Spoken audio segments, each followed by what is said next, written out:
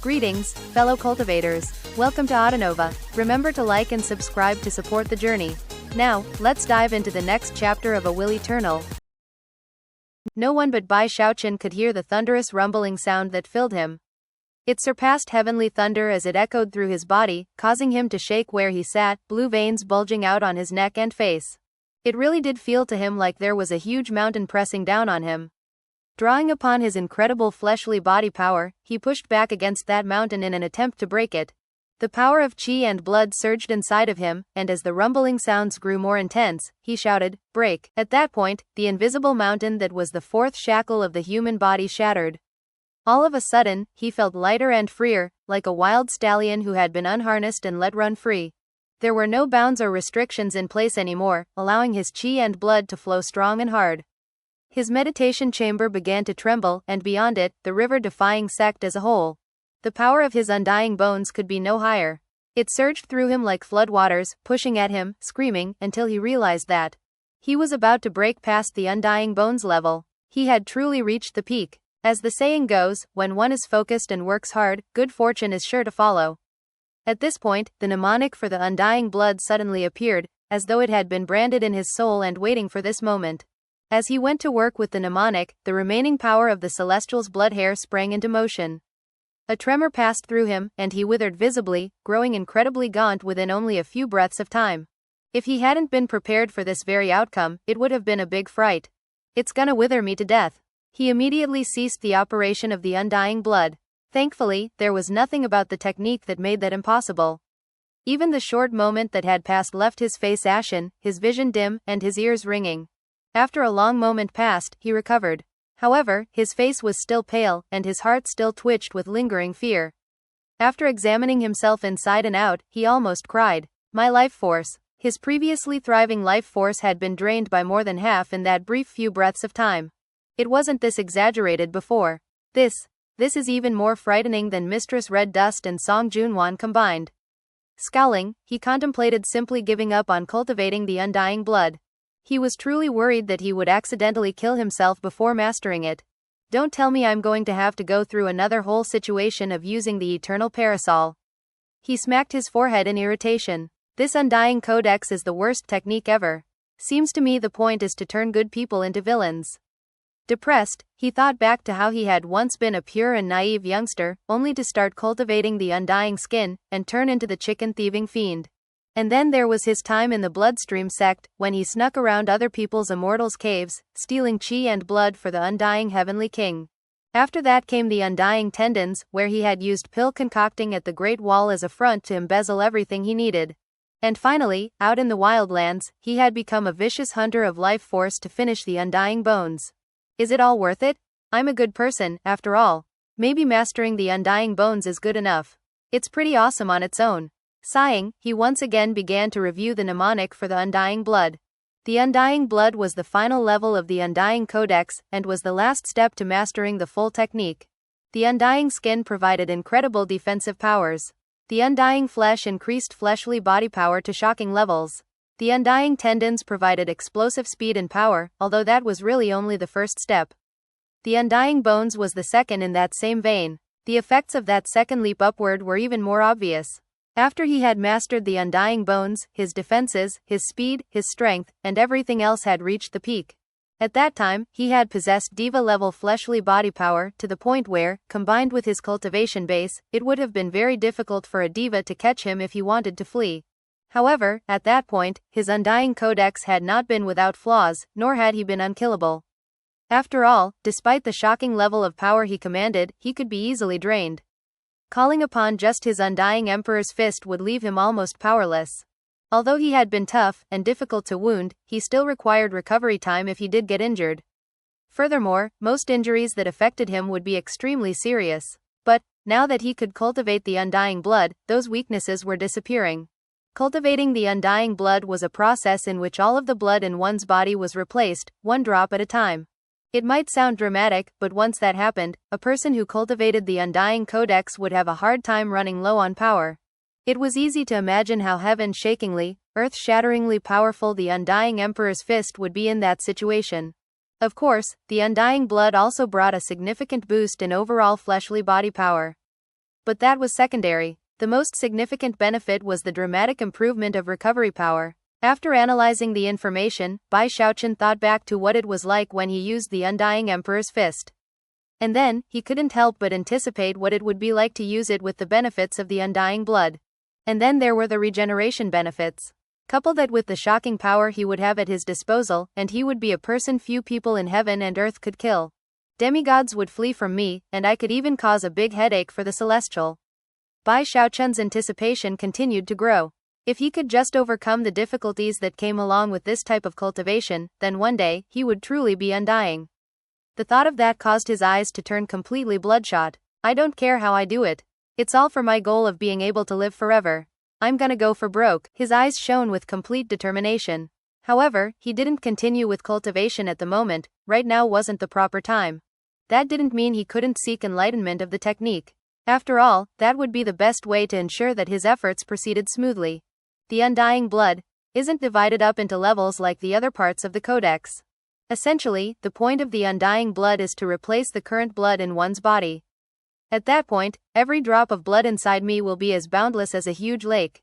The blood is divided into percentages. Once I replace 100% of my blood, I will have eternally indestructible, undying blood. His thorough study of the information and mnemonic of the undying blood took several days. At that point, he looked up for a moment, then slapped his bag of holding to produce some medicinal pills. I'm going to try one more time. But this time, I'll be extra careful. From his attitude, it almost seemed like he was about to go into a dangerous duel. Eyes bloodshot, he drew upon the power of his fleshly body. As he did, he found that, instead of a whirlpool inside of him, there were many whirlpools. Every drop of blood was a whirlpool that ravenously devoured his life force. He almost cried when that happened. That was especially true when he found that the power of any medicinal pills he consumed were instantly sucked away by the vortexes. He quickly ended the session of cultivation. However, that was when his jaw suddenly dropped, and he looked in the direction of the bloodstream division, and the blood ancestor. Because Bai Xiaochun had been so involved with the undying blood, and the shocking speed with which it drained his life force, he had failed to notice something happening with the blood ancestor. As of this moment, he felt a sensation of grief and anger inside of him, as well as a profound level of focus. Furthermore, a heaven-shaking howl suddenly erupted into his ears. Hold my breath today, awaken tomorrow. When I arouse, I will fight. Those few short words caused a sensation of profound astonishment to fill Bai Xiaochun. In fact, he almost felt as if the words had originated within himself. The qi and blood fluctuations within the words were the same as his own. Whoever spoke those words also cultivated the undying codex, the blood ancestor. This was the first time he had ever been able to sense any emotions from the blood ancestor, despite the fact that he had taken control of his body on multiple occasions in the past. All of a sudden, he felt the desire to do battle, and could sense his blood coursing madly through his veins. For some reason, it seemed like the blood ancestor was calling out to him. In addition to that, he was almost sure that he could sense other similar fluctuations. They were weaker and in different areas, but they absolutely contained the same fluctuations. Those fluctuations were coming from two different areas, both within the river-defying sect. It only took a moment for him to realize that one of those sources was the monkey in the river-defying sect. The other was the talking rabbit in the bloodstream sect. This realization struck him to the core. As he continued to study the situation, he realized that there were other life force fluctuations in other areas that matched the blood ancestor, and all of them were familiar. In one location, he saw a bird. In another, a tiger with wings. He saw a huge goose standing guard over something. How could he ever forget those animals? They were the very same creatures that had transformed after he fed them his special medicinal pills. How is this even possible? He said with a gasp. He sagged in place, beads of sweat popping out all over his forehead as he ended his session of cultivation. After ceasing all activity related to the undying blood, his connection to the blood ancestor and all of the small animals vanished. A long moment passed, and yet, the look of confusion on his face remained. Are all of those animals connected to the blood ancestor somehow? All of a sudden, he realized that there was some profound mystery wrapped up in that matter from years ago. What exactly is going on here? He thought. After some more thought, he rose to his feet and rushed over to the bloodstream division. Soon, he was standing on the blood ancestor's shoulder.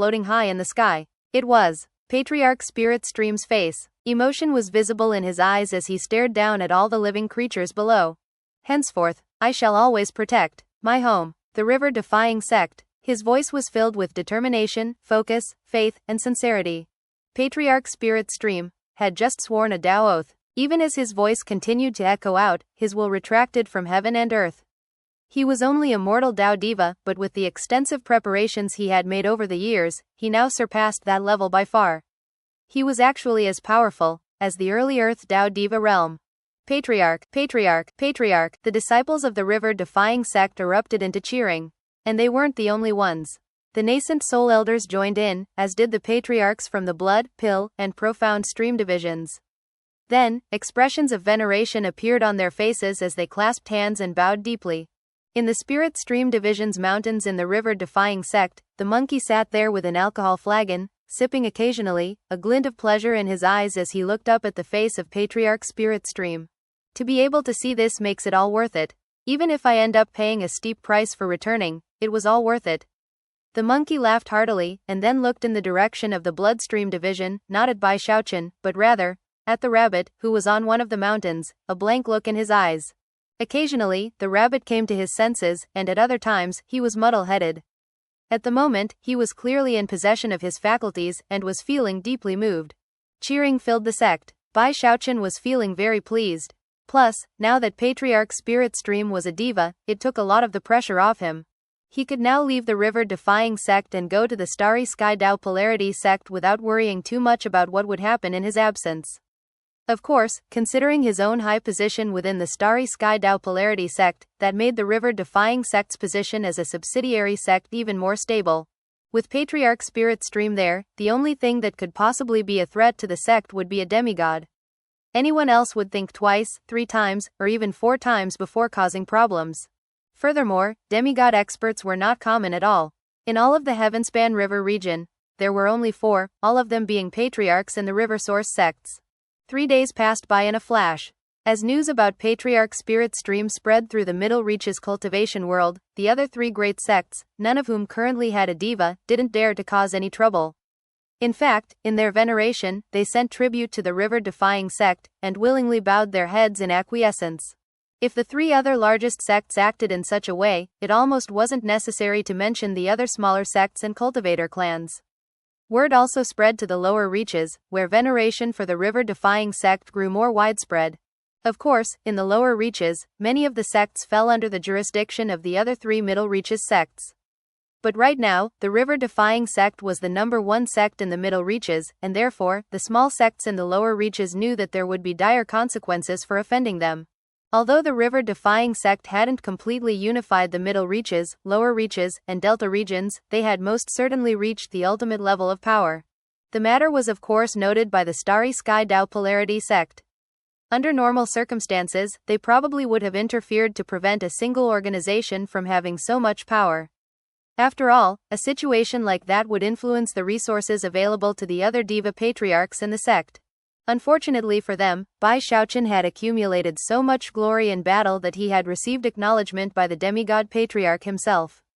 Because of that, Chen Hetian, Li Shendao and Bai Zhenchen could do nothing other than grit their teeth and accept the situation. None of them offered even a single word of disagreement, not because they didn't consider it, but because they feared Bai Xiaochun too greatly.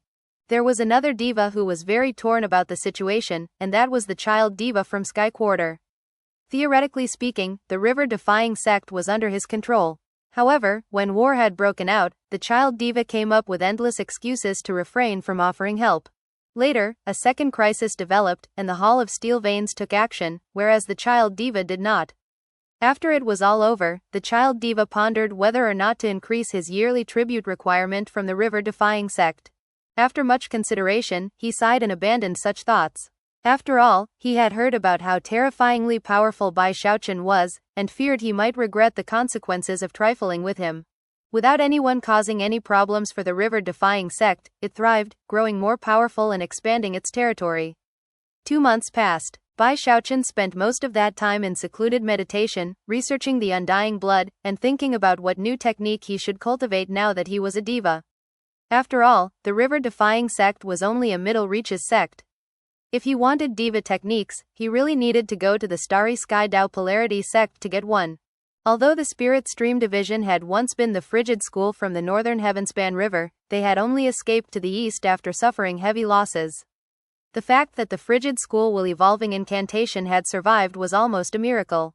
Although the sect did have some incomplete diva techniques hidden away, Patriarch Spirit Stream refused to give any of them to Bai Xiaochun, stating that they weren't suitable. Instead, he urged Bai Xiaochun to go to the Starry Sky Dao Polarity sect to make his choice. Although he had no good diva technique, he did make progress with his undying blood, and actually succeeded in creating an entire drop. That drop of invincible blood was not red, but gold, and as it flowed through his veins, it glittered brightly, and sent a holy aura out through him that left him feeling very pleased. Those medicinal pills made up for just about all the life force I have in me, and yet, that only got me 1 drop of blood. He frowned. On the upside, he was neither very fat nor very muscular. If he was, then he might not have any hope of completing the undying blood. Thankfully, the undying blood also came with a secret magic. The other levels of the Undying Codex had the throat-crushing grasp, mountain-shaking bash, undying hex, and undying Emperor's fist. As for the 5th level's secret magic, it was called the Godkiller. The point of the Godkiller was to kill demigods. With the Godkiller technique, he could accelerate with indescribable speed. In much the same way that the Undying Emperor's fist could quintuple his fleshly body power, the Godkiller technique could increase his speed. It was almost impossible to imagine what such speed would be like. And of course, the path to such god-slaying was his indestructible blood. When cultivating the undying blood, one's blood did not become eternally indestructible until reaching the Great Circle. Before then, it was possible to fuel the Godkiller technique with undying blood, and use that blood magic to reach indescribable speeds. With such speed, he wouldn't even need to make an actual attack. As he accelerated with shocking speed, the blood chi which surrounded him would ensure that he could rock mountains by simply running into them. Even more shocking was that if he hit any living thing while using the Godkiller technique, he would be able to absorb some of their life force. That nearly caused his eyes to drop out of their eye sockets. The Undying Codex really was an evil technique. I almost can't believe that a simple, pure, honest and kind-hearted person like me would end up cultivating an evil technique like this. Frowning and sighing, he began to think of how to combine the Godkiller with the other techniques he already had. For example, if he used the Godkiller and the mountain-shaking bash together, well, the mere idea caused his heart to start racing. What if I used it with the throat-crushing grasp? If my opponent was still alive, I could follow up with the Undying Emperor's fist. And if the fight kept going, I could combine my Undying Hex with the Godkiller, and nobody would be able to catch me. And that's not even mentioning my divine abilities. If I threw in the Water Swamp Kingdom, my Heaven-span Dharma Eye, or perhaps the Frigid School will evolving incantation. He couldn't help but sigh at the realization of how awesome he was at this point. However, using the Godkiller technique wastes undying blood. And right now, I only have 1 drop in me. To think of wasting the undying blood that required so much difficult work to produce caused him to hesitate about whether to even use the Godkiller. The Godkiller obviously isn't meant to be used in a fight. It's supposed to be for getting life force.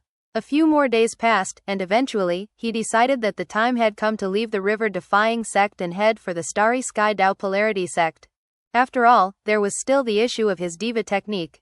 After making his decision, he said his farewells to Song Junwan, who had long since prepared herself for his departure. She didn't say much. She gently adjusted his clothing, and then embraced him. Before he left, Patriarch Spirit Stream came to give him something very important from the Spirit Stream division. It was a crystal coffin, within which was the body of a baby girl. It was the Spirit Stream division's most secret reserve power, the Frigid School True Spirit. Keep her safe, the Patriarch said softly. You're the only one in the Spirit Stream division who can do it. Keep her safe. That is our most important mission, Patriarch, Bai Xiaochun said, a look of shock on his face. He had assumed the Patriarch had come to give him a magical item, or perhaps some other rare object. Never could he have imagined that the gift would actually be the Frigid School's true spirit. Patriarch, I don't think it's really appropriate for you to give me this true spirit. She's so important, and I'm so clumsy. What if I accidentally drop her or something? If something bad happened, why don't you give her to someone else? He really had a strange feeling about the Patriarch giving him a coffin as a parting gift. Although the coffin contained a true spirit, it was still very odd, and didn't seem very auspicious as far as Bai Xiaochun was concerned. Take her with you, Patriarch Spirit Stream repeated. The reason he was giving the coffin and the true spirit to Bai Xiaochun was because of all the deadly close calls the river-defying sect had been through. Thankfully, Bai Xiaochun's return ensured that everything worked out fine in the end. But Patriarch Spirit Stream was still worried about what could happen in the future. He didn't want to gamble with the true spirit. Therefore, he gave the coffin to Bai Xiaochun, which he felt would be safer than keeping it in the river-defying sect. Most important was the fact that it was a suggestion by his master, the monkey. Even though Patriarch Spirit Stream was now a diva, he still held eternal respect for his master. Bai Xiaochun could see how determined Patriarch Spirit Stream was. It didn't seem that he would take no for an answer. Feeling a headache coming on, Bai Xiaochun looked at the coffin. Why don't we talk this over a bit, Patriarch? I really don't think it's appropriate. What if there's a mishap? There won't be any mishaps, and there's no need for discussion. Take her with you, Xiaochun. With that, Patriarch Spirit Stream clasped hands and bowed deeply. Sighing, Bai Xiaochun shook his head and looked at the baby girl in the crystal coffin. Her eyes were closed, making it seem almost as if she had already perished. However, Bai Xiaochun knew that she wasn't dead, just sleeping deeply. Back when he had united the lower reaches sects to attack the Sky River Court, that baby girl had woken up and transformed into a god-like young woman. Before falling back asleep, that young woman had looked deeply into Bai Xiaochun's eyes, and then revealed to him the secret formula for the river-defying pill. I can barely take care of myself, let alone a true spirit, he thought, frowning at the thought of essentially becoming a stay-at-home dad. However, he knew that this little girl was extremely important to the Spirit Stream division. After all, Patriarch Spirit Stream had told him long ago that the original reason why the Spirit Stream sect wanted to make their way upriver was for the sake of this girl. After more vacillating, Bai Xiaochun looked at Patriarch Spirit Stream and then back at the crystal coffin. Finally, he nodded reluctantly. No matter how much he wanted to avoid accepting the coffin and the profoundly mysterious baby girl, he really had no choice. When Patriarch Spirit Stream saw that Bai Xiaochun was agreeing, he sighed in relief. After looking one last time at the baby girl in the coffin, he left Bai Xiaochun's immortals cave. Whatever, Bai Xiaochun thought, shaking his head and sighing. He waved his sleeve, pulling the coffin into his bag of holding. As he did, he suddenly remembered something, and shouted, I know you're in there, little turtle. You listen up, behave. You're absolutely not allowed to bother the girl in that coffin. Although he didn't get any response, he was sure that the little turtle had heard him. After putting the coffin away, he meditated through the night, and then rose to his feet at dawn. Flying up into the air above the river-defying sect, he looked down and sighed, then transformed into a beam of light that shot in the direction of the Starry Sky Dao Polarity sect. Back when I left the Starry Sky Dao Polarity sect, not very many people knew me. But things are going to be different now. Thinking smugly about his diva cultivation base, and how he was the sixth diva in the Starry Sky Dao Polarity sect, he couldn't help but start to get excited. I wonder how my inn is doing. And what the hell have Big Fatty Zhang and Shu Baosai been up to? Back when the sect was in danger, why didn't they come back to help? He suddenly started to feel a bit uneasy. It didn't make sense for Big Fatty Zhang and Shu Baosai to act like that. Did something happen to them? He thought, speeding up a bit. Considering the level of his cultivation base, it didn't take much time or effort for him to get through the middle reaches. Before long, he was on the border of Starry Sky Dao Polarity sect. As he neared, he sensed 3 auras reaching out to scan him. Almost immediately, they shrank away in shock. Moments later, 3 people flew out from a nearby mountain, where they clasped hands and bowed in his direction. Well met, Patriarch Bai. They wore the garments of Starry Sky Dao Polarity sect disciples, and were tasked with standing watch over this border region of the sect. They had heard the news about Bai Xiaochun, and considering that they were the closest spot between the main sect and the river-defying sect, they had been waiting for Bai Xiaochun to show up. At a single glance, it was possible to see how nervous they were. Bai Xiaochun didn't know them, but was pleased with how they were treating him. Clasping his hands behind his back, he struck the pose of someone of the elder generation, and nodded magnanimously before speeding along his way. Upon his departure, the 3 disciples breathed sighs of relief and then exchanged glances. All of them could see the veneration in each other's eyes. Who would have thought that somebody like him, a nobody from a tiny sect, a simple hostage, would end up as a diva patriarch from the Hall of Steel Veins? You make it sound like becoming a diva patriarch is an easy thing. I heard that right after Patriarch Bai became a diva, he defeated 3 other experts who were in the mid-diva realm. Then the sect's demigod patriarch looked with favor upon him. Yeah, that's right. It's too bad we weren't friends with Patriarch Bai back when he first came to the Starry Sky Dao Polarity sect. If we had, we would already be on the path to fame. Sighing, the 3 disciples took out transmission jade slips and sent news back to the sect about Bai Xiaochun's arrival. Word soon began to spread that Bai Xiaochun was on his way. The Hall of Steel Veins was the first to react, and emerged en masse to form ranks and wait for his arrival.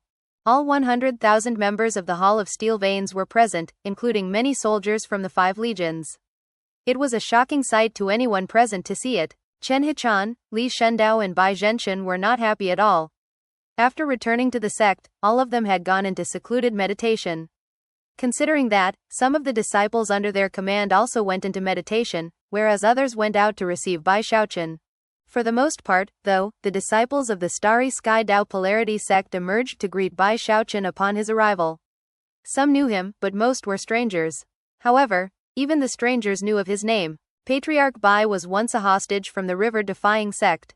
He instituted a reign of terror as soon as he arrived in Sky City. He also caused a big stir when he made it into the Starry Sky Tao Polarity Superstars. You've never heard of Bai Xiaochun?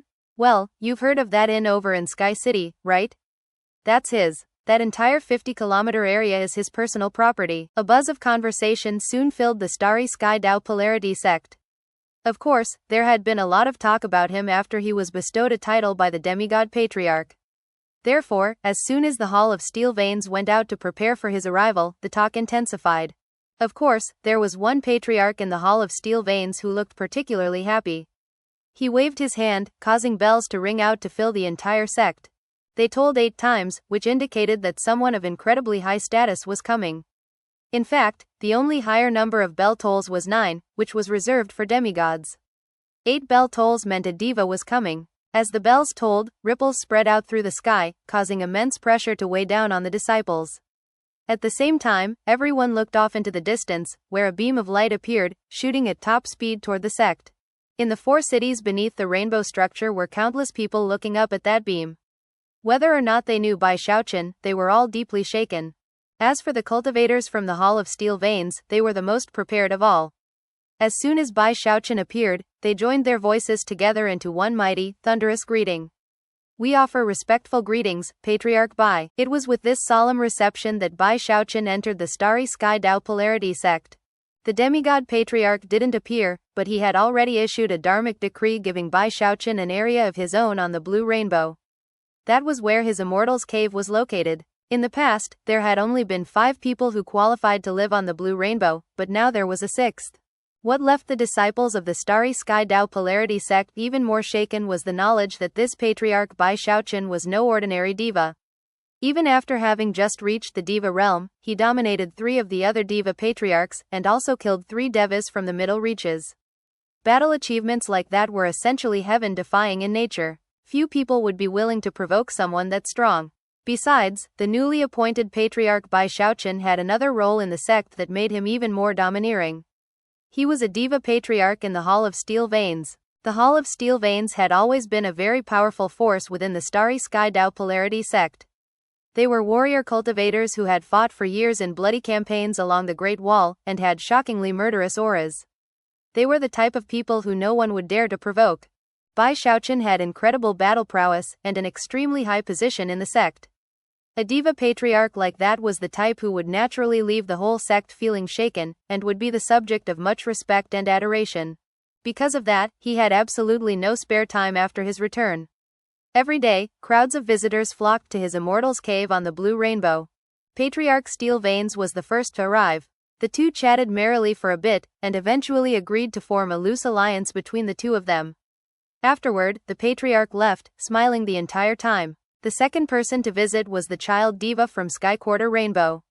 It was a bit awkward at first. They made some small talk, and then he expressed his goodwill, hoping to put behind them the fact that he hadn't stepped in to help the river-defying sect.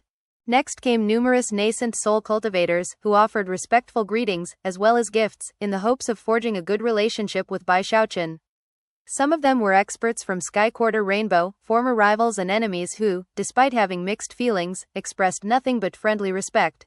Bai Xiaochun handled all of these situations with ease. After all, he had built up a lot of experience with this kind of thing over the years. He had become especially used to having a high position of authority back in the wildlands, and had grown very used to conducting himself properly. He put pressure on some people, and treated others coldly. He greeted certain individuals warmly, and joked with others. Of course, everything that was happening was being closely observed by the devas who were his neighbors. Chen Hetian, Li Shendao and Bai Zhenshan all snorted coldly in their hearts, and yet could do nothing other than sit there quietly. They knew that it wouldn't be wise to stir up trouble right when Bai Xiaochun was making his big debut. There were a few people who Bai Xiaochun treated with particular warmth and sincerity when they came to visit. One of them was the hallmaster from the Hall of Devil Slayers, who had received hints from Du Lingfei to watch out for Bai Xiaochun. His name was Feng Yude. Feng Yude had prepared a lavish gift for Bai Xiaochun. As far as he was concerned, he had struck it very lucky over the years.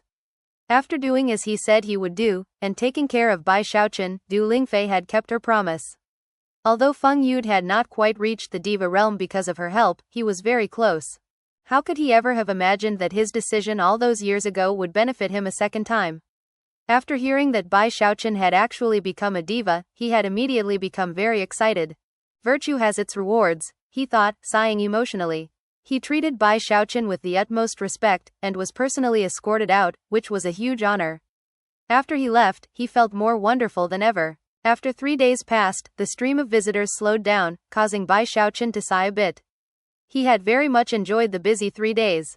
Thanks to having so many visitors, Bai Xiaochun learned a lot about what had gone on in the Starry Sky Dao Polarity sect during his many years of absence. He was also reminded that patriarchs from the Hall of Steel Veins were considered elders in the sect, and not just ordinary elders, but prime elders. Furthermore, there were only 6 prime elders in the entire Starry Sky Dao Polarity sect. Underneath those prime elders were nearly 100 nascent soul elders. Collectively, they made up the Starry Sky Dao Polarity sect's cabinet of elders. Unless the demigod patriarch interfered, the cabinet of elders essentially made all the decisions in the Starry Sky Dao Polarity sect. Because of their place in that organization, Chen Hetian, Bai Xiaochun, Li Shendao, and the child diva Li Yuanda had the power and authority to manage all aspects of the sect. Whether it was affairs downriver, alliances with other river source sects, or communications with Heavenspan Island, it was within the scope of their responsibilities. Matters both big and small were determined by those 4 devas. However, the one thing they had no say in was war. War was the jurisdiction of the Hall of Steel Veins. Before, it had been the sole responsibility of Patriarch Steel Veins. But now, Bai Xiaochun was being added to the mix. The 2 of them were the only ones who could send the ancient and powerful Starry Sky Dao Polarity sect into battle. Of course, the demigod patriarch could overturn any order. However, when it came to the fighting at the Great Wall or other conflicts in other areas, the Hall of Steel Veins always took the lead. Because of the incredibly high status that Bai Xiaochun now had, he qualified to look into many areas of inquiry that had been closed to him before. For example, Heavenspan Island. For example, Du Lingfei's status as Heavenspan emissary. For example, Hu Xiaomei and Ghostfang. Based on everything that he had seen in the wildlands, matters pertaining to Heavenspan Island weren't as much of a mystery anymore. Although he didn't understand everything fully, he had a pretty good idea. The Celestial really was the emperor of the Heavenspan River region. The 4 river source sects corresponded to the Wildlands' 4 heavenly kings, and acted like regional governors. Heavenspan Island was where the Celestial's palace of the Tao was located. And when Du Lingfei went out on missions, she ranked the same as a demigod. In terms of the selection process which had ended up taking Hu Xiaomei and others to Heavenspan Island, Bai Xiaochun was now able to confirm that it really was just a matter of course. Du Lingfei left the Starry Sky Dao Polarity sect quite a few years ago. She went back to Heavenspan Island. Bai Xiaochun currently held a jade slip of information in his hand. By now, he had some speculations regarding why Du Lingfei was the Heavenspan emissary. As soon as the idea popped into his head, he tried to suppress it. However, a strange expression gradually took over his face. After some more thought, he blinked a few times and then cleared his throat. If I'm right, that would be terrifying. He rubbed his nose, then waved his hand to put the jade slip away. Now that he was a diva and prime elder, no secrets could be kept from him in the Starry Sky Dao Polarity sect, except secrets protected by other devas with equal standing to himself. From that, it was possible to see how important he was now. He truly was an important person whom all disciples looked up to in awe. Bai Xiaochun was more than pleased by that, and would normally have taken time to strut around and bask in the adoring gazes of everyone in the sect. But right now, he wasn't in the mood for that. Despite having so many people come to visit him during the past 3 days, he still had not heard any news about Big Fatty Zhang and Shu Baosai. It was almost as if they had gone missing.